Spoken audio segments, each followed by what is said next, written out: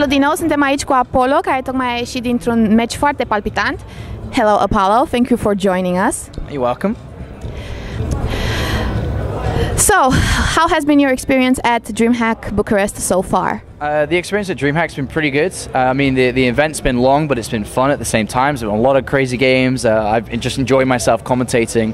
The only thing I'm a little bit sad about is I haven't had the opportunity to check out Bucharest itself, because I arrived at 2 a.m. basically Saturday morning, and then had to commentate at 10 a.m. and, you know, a long day, and today I haven't done anything either. So hopefully tonight when we go out, gonna go have some dinner, have a couple of drinks, and maybe able to check it out a little bit more. We are actually talking about this with other players. I think the most important thing about coming here is just having an overall positive experience, and if you have time to see some things, that's fine, but I think the most important thing, so that people will come back, is to have a positive experience at the event. Yeah, I agree. I mean, I've had a lot of fun. I've enjoyed it. It's positive.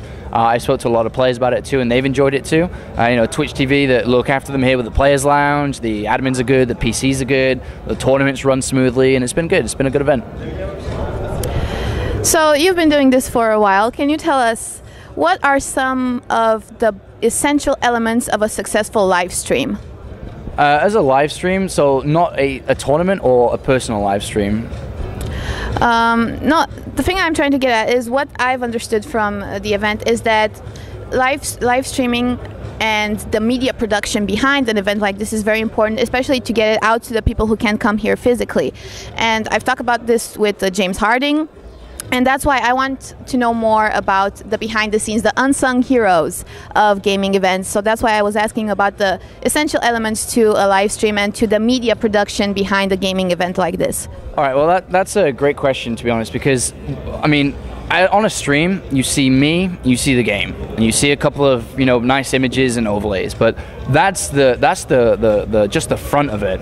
Behind it, there's so many people working on it. There's the production team behind, there's sound guys, there's technicians, there's administration, there's tech support, there's Twitch TV support in the streams. There's so many people, and they're really, really talented in what they do too. They work just as long as I do on the front. So, I mean, at a tournament, it may seem like, God, you know, Apollo works 12 hours casting a day. Well, yeah, but there's also people that arrive before me and leave after me that set up it, pack it down, and work the production throughout the day. So it may seem like a simple thing to do and to pull off, but actually it's really difficult. And these big events like the DreamHack do, I would never, I couldn't even imagine where to start in making my own, for example. I have to make a whole new team.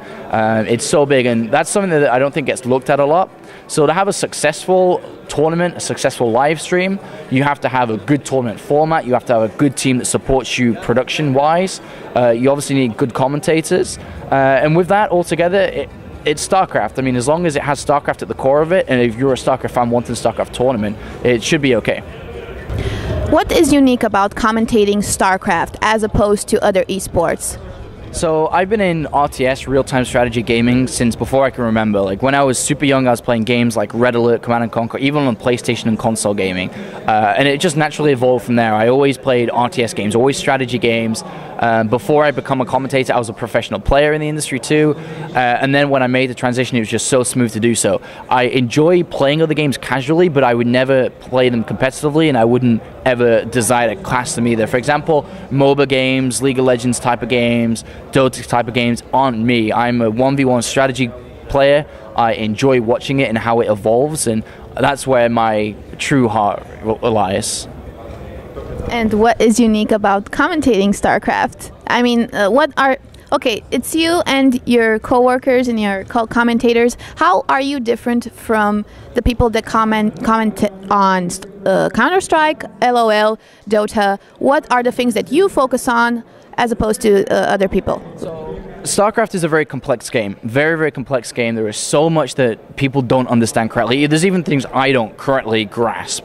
Aside from the pro players, and my job as a caster compared to any others that I feel out there in the industry, even compared to other games too, is that I want to deliver what the pro players are doing. Because you can look at StarCraft and you can be like, whoa, armies, explosions, splashes, stuff happening, when in reality there's a very, very complex strategy and thought process behind every single thing you see. And so my job in the middle of that is to translate what you see on screen to what it actually means and how beautiful it is, because once you fully understand StarCraft and the moves that these guys can do, you are like, wow, that was impressive. And that's my role as a commentator here, and that's my definition as a commentator compared to other commentators across different games.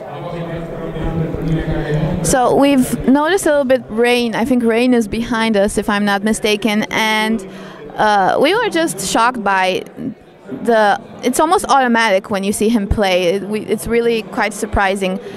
And you obviously have watched a lot of players, and you probably know a lot of good players. Have you ever noticed any particular differences in terms of nationality? Do Koreans play in a certain way? Do Europeans play in a certain way? Do Americans play in a certain way?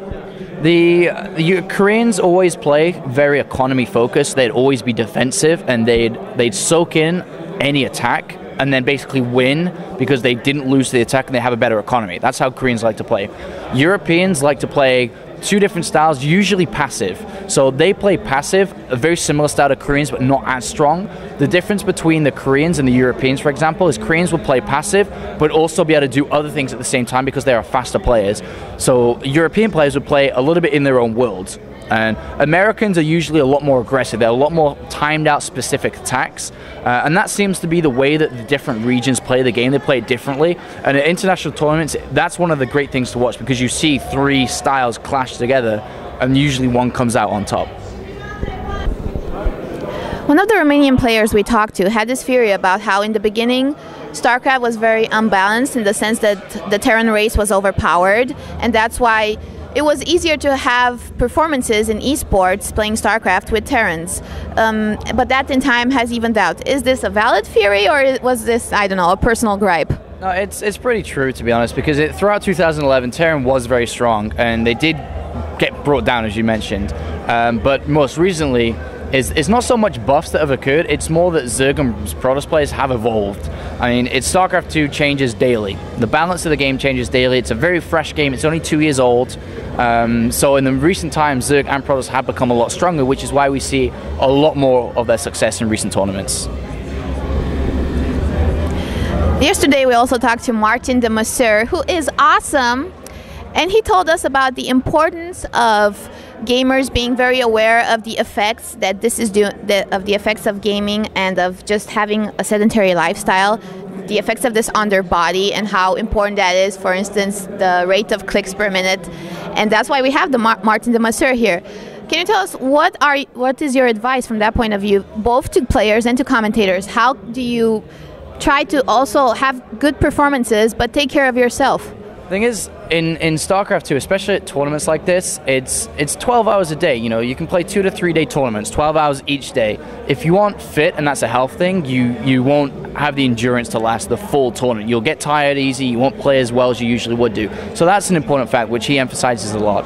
Second of all, posture and things like this, and being able to have the correct exercises before you play to warm up correctly, these are all very important actually, because in StarCraft, in any sport, you always look for the smallest edges, which is why you warm up. This is why you do things to help you become a better player, help you to give an extra percentage, because an extra 1 or 2% on your performance changes everything, and especially at this level of play. So that's what he helps out a lot with. He makes sure that you are sitting correctly, that you have the best posture, that you don't get back aches, you don't have all these problems, and you do exercise correctly. Because it is a big problem with gamers, because they all have this hunchback back where they're not really sitting straight, and they have problems as they get older. But to be honest, he actually helps out a lot for commentators and players.